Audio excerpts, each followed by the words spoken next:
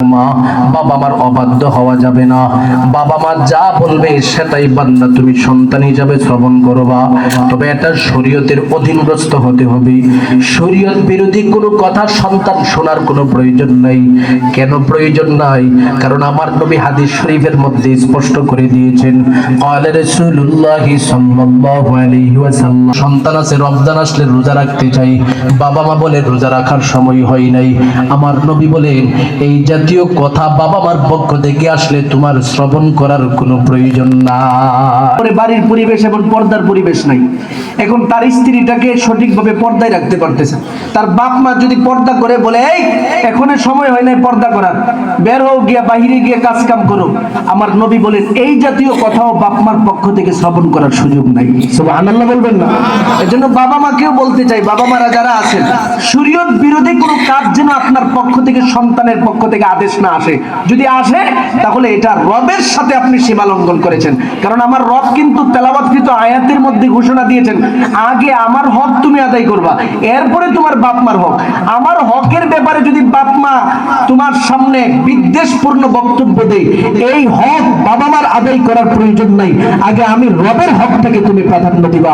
যখন আমি রবের হকটাকে প্রাধান্য দিবা, তখন আমি আল্লাহ তোমার উপরে অটোমেটিকলি খুশি হয়ে যাব। আর বাবা মার কথা ততক্ষণ পর্যন্ত শুনবা যতক্ষণ শরীয়তের বিরোধী না হয়। সুবহানাল্লাহ বলবেন।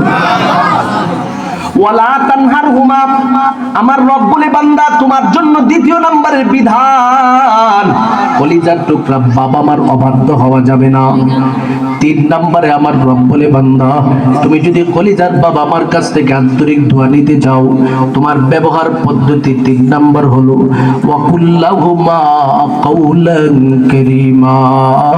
কলিজার টুকরা বাবা মার সাথে সর্বোচ্চ সম্মানের সাথে কথা বলবা, কাউলে কারীম করবা। বাবা মার সামনে তুমি এমন একটা সম্মানযুক্ত শব্দ উপস্থাপন করবা যে শব্দ শুনলে বাবা মা তোমার উপরে খুশি হয়ে যায়।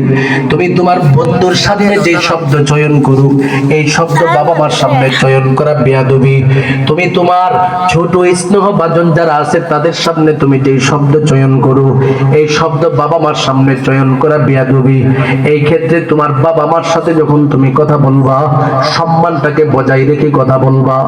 4 নম্বরে আমার রবের পক্ষ থেকে শিখায় দেই, বান্দারে কলিজার টুকরা বাবা মার কাছ থেকে যদি তুমি আন্তরিক দোয়া নিতে চাও, ওয়াখফিজ লাহুমা জানাহাযুল্লি মিনার রাহমা।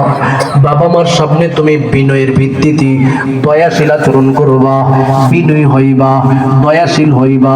জীবনে কখনো বাবা মার সামনে তুমি মাথা উঁচু করে দাঁড়াইবা না।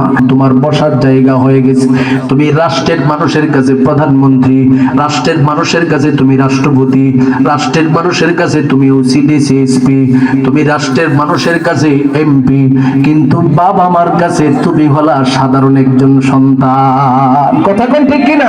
এখন আপনি সম্মানের চেয়ার পাইছেন, এখন বাপ মার সামনে গিয়া ওসিডিসিএসপির মতো যদি আপনি আচরণ করেন, এটা শরীয়ত সম্মত হবে না। কথা কোন ঠিক কিনা?